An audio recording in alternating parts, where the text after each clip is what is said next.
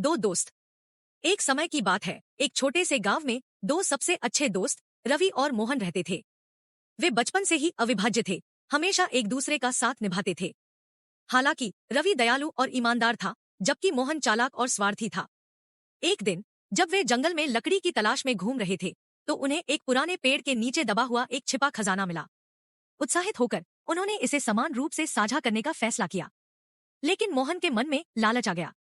उसी रात वह चुपके से जंगल में गया और पूरे खजाने को अपने लिए ले लिया।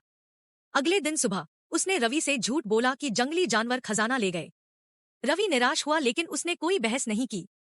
वह भाग्य में विश्वास करता था और हमेशा की तरह अपने जीवन में आगे बढ़ गया। हालांकि मोहन के विश्वासघात से वह बहुत आहत हुआ। कुछ दिनों बाद मोहन गंभीर रूप से बीमार पड़ गया। गांव का कोई भी डॉक्टर उसे ठीक नहीं कर सका।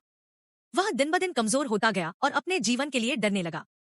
दयालु रवि पास के एक वृद्ध साधु के पास गया और मदद मांगी। साधु ने उसे एक विशेष दवा दी और कहा, यह तुम्हारे दोस्त को ठीक कर देगी, लेकिन याद रखना, दया का बदला दया से चुकाना चाहिए। रवि जल्दी से मोहन के घर गया और उसे दवा दी। धीरे धीरे मोहन ठीक हो गया। जब उसे एहसास हुआ कि रवि ने उसके लिए क्या किया है, तो उसके दिल में गहरी पश्चाताप की भावना जागी। उसने खजाने की चोरी करने की बात स्वीकार की और ईमानदारी से माफी मांगी।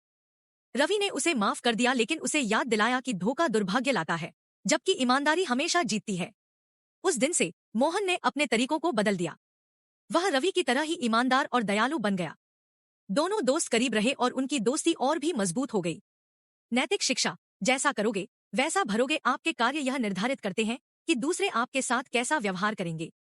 धोखा दुर्भाग्य लाता है, जबकि ईमानदारी और दयालुता का हमेशा इनाम मिलता है।